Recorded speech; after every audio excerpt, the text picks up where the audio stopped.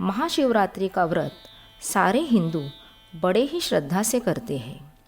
पुराण और शास्त्रों में इस दिन उपवास रखने के लिए कहा गया है और रात में जागरण कहा गया है। यही शब्दों का रहस्य समझना ज़रूरी है। उपवास मतलब अपने इष्ट के सहवास में रहना, यानी भगवान शिव के सानिध्य में रहना। लेकिन लोग ये नहीं करते और उपवास रखकर फलाहार की व्यवस्था में जुट जाते हैं। ऐसी मान्यता है कि महाशिवरात्रि का दिन ये वो दिन है जिस दिन महादेव और माँ पार्वती का शुभ विवाह हुआ था। मतलब ये दिन तो त्योहार और जश्न का दिन हुआ, तो इस दिन भूखे रहना ये कैसी बात हुई। हमें तो इस दिन मिष्टान्न का भोग लगा के खुद भी ग्रहण करना चाहिए और उत्साह उल्लास से महादेव और माँ पार्वती की आराधना करनी चाहिए।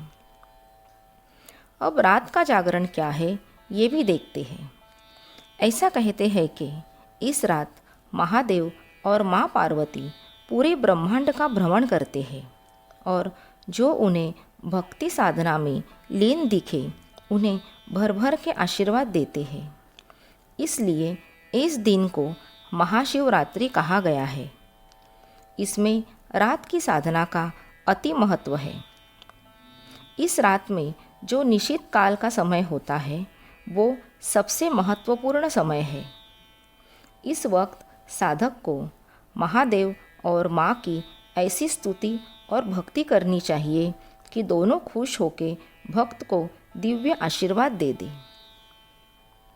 इसलिए महाशिवरात्रि पूरी आनंद और उत्साह में साधना में मस्त रहकर ही मनाई जानी चाहिए। कुछ लोग भांग का सेवन करके उस नशा में झूमते हैं और ये मानते हैं कि यही भक्ति का नशा है। लेकिन ईश्वर का नाम पूरे श्रद्धा से दिल से पुकारना और उस ऊर्जा में अपनी स्पंदनें बढ़ाना, इससे बड़ा नशा कोई हो ही नहीं सकता। तो अब से हम महाशिवरात्रि के दिन कोई बाहरी नशा नहीं करेंगे। बम बम भोले की भक्ति और साधना का नशा करेंगे। विश्वास रखिए, ये नशा हमेशा हमारी शक्ति बढ़ाता है, हमें सक्षम बना के और ईश्वर के करीब ले जाता है। बम बम भोले, हर हर महादेव।